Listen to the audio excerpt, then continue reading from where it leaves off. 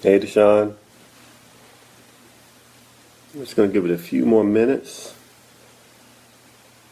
and then we will get going. Hey, Rhoda. Hey, Aunt Lou.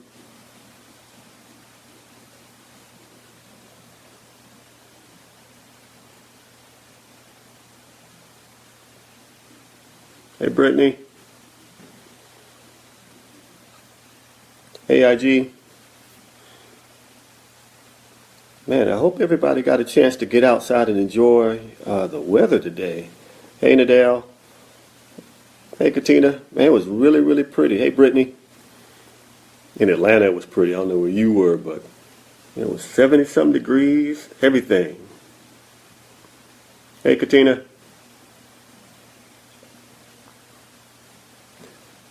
Brother Bruce. Urice. Man, boy, when I tell you that tonight's going to be off the chain, it's going to be off the chain, it's going to be off the chain. Hey, let me know. Can you guys see me clearly and hear me clearly this time? Trying something different. Hey, Nataki. Hey, Bertina. Yeah, let me know if I'm coming through clear. It's gorgeous in Tuscaloosa. Good deal, Brittany. All right, all right. We're going to start off a little slow with this. This is going to be a little fun. I got 3 topics tonight. 3 topics are, in some way, shape, or form, related to sex. First one, not so much. So here we go. This one is, why would he do that? All right. I used to kick it with this guy, and we were cool. I was not ready for a relationship, and I was just emotionally unavailable. The timing was just wrong. We ran into each other 2 weeks ago. He told me and opened up and confessed his feelings, that he had strong feelings for me, and we spent the night together. We talked, and we held each other, and it was very intimate. They did not have sex. The next morning, he texted me and told me that someone else had his heart. Why would he do that? Okay, first of all, he was playing games with you. Unfortunately, he was playing games. If he knew he had somebody, he should not have been there. He should not have spent the night with you. He shouldn't have held you and all that stuff. The good thing is, you two did not have sex. And another good thing is, he did tell you that he wasn't available. So even though you spent time with him that night, he didn't waste your time the next day. He didn't extend it and try to play a game with you. He didn't, try to act like he was single when he wasn't. So I would say to you, with that situation, he did you a favor. Now here's the thing for you, and this is a challenge. Don't sit there and go through all of these emotions over that situation. Let it go. The good that came out of it is you didn't have sex with him. The good that came out of it is he told you early that somebody else had his heart. I mean, the very next day, but still he told you. So at this point, don't spend your energy wondering what happened and why he didn't do this and why he did that. Don't waste any of your energy on that. Move forward. Let it go. That was a relationship that did not work. So just move forward. That's it. Hey, Akila. Hey, Candace. Last thing I'll tell you about this one. You didn't waste your time. You found someone who ultimately did have enough decency not to go too far with you and to tell you what you needed to know so that you can move forward. Didn't waste your time. So don't dwell on it. Okay? All right. Next one. This one's called She's a Lazy Lover. All right. My wife is lazy in bed. She used to do all of this and all of those things that every man wants. Every man wants and I like. And now she doesn't do anything. No sexy clothes, no sexy talk, no nothing. How can I get her back to the way she was? All right. Now you see the difference between when a woman emails me and a man emails me. There's all types of layers and context and all this other stuff. When a brother sends an email, it's just like, hey, listen, this ain't happening. How can you help me with that? All right. So this is easy. If your wife used to really break it down and really, put that work in on you, and she's not doing it anymore, I want you to look at yourself. I want you to look at the level of effort you're putting into inspiring her to be that way for you. I want you to go back to the way it was in the beginning. She wasn't the only person that was doing things that were hot and heavy and really making a big deal out of the sex you were going to have and making all that effort. You were doing some things too. So if you're not doing those things you were doing in the beginning, you might be the reason why she's not breaking you off like you want to be broken off. You have to do some things that really brings that side out of her. Here's what I'm talking about on a deeper level. Most women are more sexual than men are.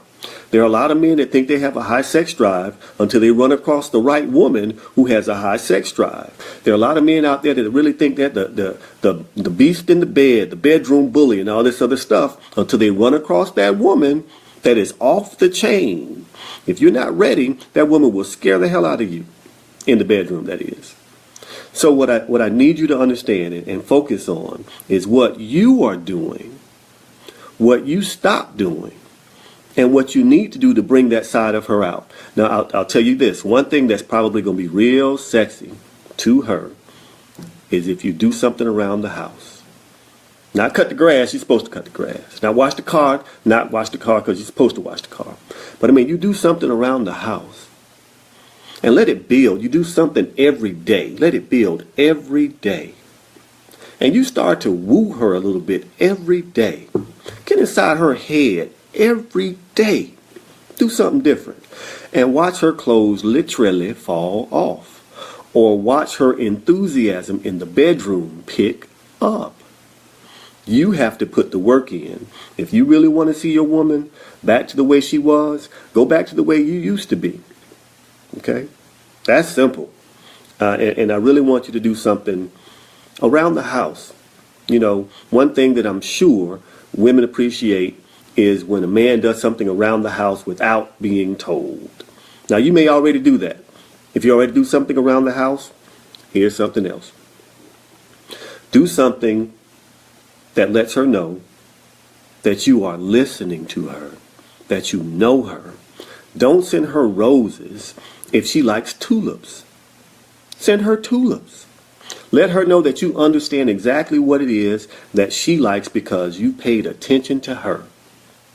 Do those extra things. Do those little bitty things, those little reminders, and the clothes will fall off. It just is what it is. Now, the good thing about the clothes falling off is that there are other things that she will do automatically. Watch that eyebrow. When you do those little things that she likes, it just never fails. You do what she likes, she gives you what you want. Reciprocity. Okay? All right. Now, one thing I'll tell everybody about these emails that I get is sometimes I have to paraphrase the emails because they're very detailed. But everybody that emails me, I have a conversation with them to make sure I really understand the situation so I can speak on it while knowing the ins and outs, the ups and downs, and all that stuff. This next topic is something that I want everybody to understand. This is a woman who is a great mother. She handles her business, and she is a respectable woman. It is what it is. She just happens to be very in tune with her sexuality. So here we go. I am a married woman who has enjoyed sex with other women. It took me a long time to accept what I like and who I am, and I know that it can be extremely pleasurable for me. I have also experienced play with a couple. Now my husband wants to join in this with me. There are two problems. First, I have seen the bad side of this. I have had both the man and the woman contacting me outside of the rules that they set. I do not want this in my relationship. Second, if we play, I want another man if he's getting another woman. And he isn't going for that. He just wants the other woman and me. That isn't fair. How can I unleash the freak in me and have a fair and balanced relationship with my husband? Okay. Now listen, everybody's grown. If you and your husband decide to open up your marriage like that, that's up to the two of you. That's your relationship. You define what is going to be and what is not going to be in your relationship. It all starts with a boatload of communication. You cannot communicate enough. You can't talk about this enough. You can't have enough conversations about this enough before you actually go down that road. Now, since you are the one with the majority of the experience, you have to speak from a position of wisdom. This is something I've seen. I've seen couples blow it. The man was doing this and the woman was doing that, and they broke up. I do not want this for our relationship. You have to let him know that the play and the other women and all that stuff, it is not worth losing the relationship over. That's the first thing.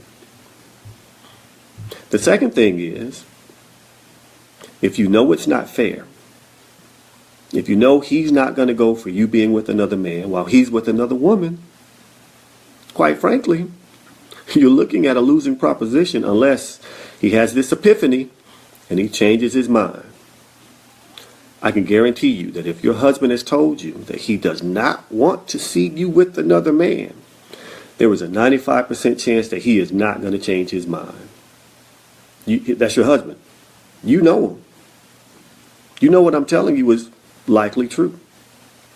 Now, if your husband knows that you enjoy other women and he's accepted that about you, and he's okay with you actually experiencing that without him, that might be a balance. Here is your choice. You have to decide what's more important, the play or the health of your marriage. If there is any type of dissension, don't do it. If there's any type of doubt, don't do it. If there's any room for error and for problems, do not do it. Because once you cross that bridge and the seeds of distrust are sown, it will be very difficult for you to undo that. Very difficult. Now, if your husband and you have this conversation and you both decide that this is what we're going to do, and you try it, and you both say, didn't work for us, stop. But you have to communicate before you take any step in any direction. You have to communicate. And that means some intense communication. Have some hard conversations like, hey, what if this happens? How would you react to that? Or what if that happens? Tell him what you would expect to do or expect to happen if such and such went on. You really, really have to go deep with that, because I would hate for you to be a prophet and some of the same things that you say you have seen begin to happen in your relationship. It's a real chance it could. I really want you to be careful with that. Not because I don't want you to enjoy yourself, not because I don't want you to have fun, but because sometimes we get caught up in the feel-good part, the physical part. And, that's the easy part. The part that's more difficult is sustaining the emotional bond. It's sustaining the truth behind, for better and for worse, forsaking all others. Sometimes that gets difficult. So, no judgment from me. If the two of you find a happy medium and it works for you, I'm pulling for you. If you have any doubts, don't do it. Don't. It's just not worth it. Okay? All right. So, those were the 3 topics that I had. But I got another topic for you. And again, this is related to sex. Okay. Sex has to be fun. Sex has to be innovative. Sex has to be different, exciting, all that stuff. Fellas, I want you to understand something about sex. We have to have sex with the woman's mind first. We have to get inside her head and really, peel back all that doubt and insecurity and everything she may have around her sexuality and give her the space to be as sexually free with you as she wants to be. The only way that she will do that is if she feels comfortable with you as her man. It is your job to make sure that your woman knows that you don't judge her, that you don't condemn anything that she does, that you understand that, hey, everybody has desires sexually. And I love you, and I'm going to be there with you to make this a comfortable bedroom. Okay? That is your job. Ladies, you got a job too. The job that I really want you to focus on, ladies, is being seductive, being alluring, being sexy, being sensual, bringing all that stuff back.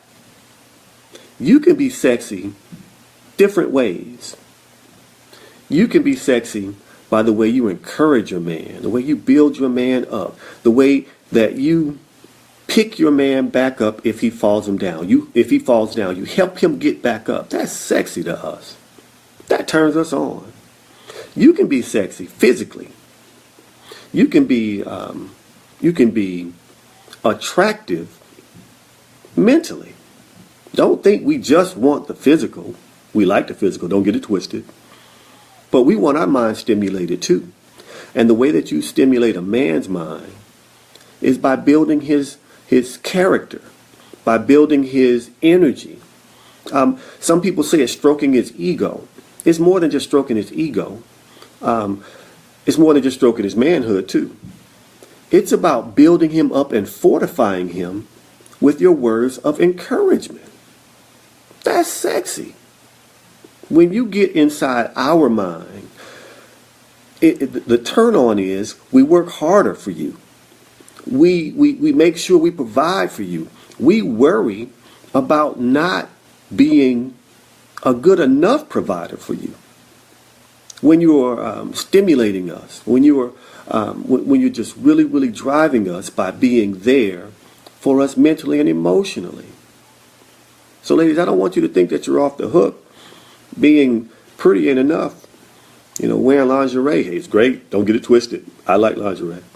I do. But it ain't enough. I like it when you build me up. And if I'm down, help me get back up. All those things contribute to a healthy sex life. I can recall one time in a relationship I was in, I wrote a poem every day for a week because I was building up to that Saturday. I had already made plans. And I'm just writing poetry and leaving letters, writing poetry and leaving letters, because that Saturday was going to be off the chain. Whew. On Thursday, she said to me, I am really enjoying these letters. I'm really enjoying everything that you're doing. I just hope you don't mess it up. This woman said, I just hope you don't mess it up. I didn't write another poem. Because I had an agenda. And when she said, I just hope you don't mess this up, that killed the mood. And that week, and the week after that, I think it was about 3 weeks, I was on strike. I took my tools, put them away, because I was on strike. So, ladies, please understand that we are in tune with you emotionally. We enjoy pouring into you. We want you to be in tune with us, because all of those things, all of that stuff, leads to a healthy sex life. Now, again, Sex starts before you get in the bedroom. Intimacy starts before you get home. All those things, that starts before you get physical. You have to pour into a person's being before you pour into their body. That's it. Okay? Now, I did have one other topic that was sex related. I'm going to save that. I'm going to save that one because I just want to share one last thing. Then I'm done. I've been noticing a lot that a lot of people have been saying that, I don't fear being in a relationship. I fear wasting my time. I don't fear, loving somebody. I fear loving somebody and them not loving me back. All these things, all these cop-outs. All those things are cop-outs. If you are in a relationship with someone, that relationship has value, whether it is a long relationship or a short relationship. It has value because it teaches you something. What to do or what not to do. If you are afraid of wasting your time, what you're really saying is you are afraid of risking true love over time. And you never know how much time you have. Tomorrow could be time's up for you. Tomorrow could be a minute from now, could be time's up. So if you're worried about how much time you're wasting, you're focusing on the wrong thing. If you focus on what you get out of that relationship, whether it be positive or whether it be a lesson, it's still positive. But the minute you start copping out and saying, I don't want to waste my time, you're looking at it the wrong way. When you say, I'm afraid of loving the wrong person, the right person to love is yourself, first of all. When you love yourself, that repels the wrong person. So I need you to understand that the more you talk those types of things, I'm afraid of wasting my time, I'm afraid of loving the wrong person, you attract people that will waste your time and people who are the wrong people for you. It is what it is. Good friend of mine is getting married very soon. And before it got to the point where her fiance engaged to her, proposed to her is what I meant to say, she was talking about him and she was saying how she just enjoyed him being in her space. Just in my space. I enjoy him being in my space. That was profound. Because when you enjoy somebody being in your space, that means you just like being around them. That type of energy is positive. Now imagine if she said that, I fear wasting my time. You have to focus on what it is that you get out of the relationship that's positive. You have to focus on what you put into the relationship that was positive, what you liked, and what you didn't like. You take those back as experience and you keep moving forward. Last thing that you have to do is you have to let dead relationships go. You have to let dead relationships go. If you were in a relationship that failed, and it's been more than 6 months, and you are still dwelling on that relationship, that is a you problem now. You got to focus on getting rid of that baggage. You got to put some work in to healing. That's what you have to do. I see you, Anika. You have to put the work in to get beyond those types of things. And you have to work at it like you're working your job. You have to work at it like you're working on getting your degree. You have to work on it like you work on everything else you feel passionate about. You have to work on healing. You have to work on letting go of pain. You have to work on getting rid of baggage. You just can't say, oh, my feelings were hurt and I'm never going to love again. Why punish yourself? You're drinking your own poison. Makes no sense to me. So, I don't know. I just felt compelled to say all that stuff. I think that's all I got for tonight. I did want to talk about one of my favorite couples. I have 2 children. And I can tell you that in their entire life, they've had some of the best godparents, or I guess you call them god grandparents, that I could ever hope for. I can recall driving home from work and not being able to make it to the daycare, being stuck on 285 by 6. I can remember this. And I can remember calling them asking them to pick the kids up for me, and them going and picking the kids up, never questioning or anything, being just the epitome of good people. And they've been married forever. Uncle Sid and Aunt Lou, Sidney Rapsat and Luella Rapsat. One of those old school types of couples. Ups and downs didn't break them apart.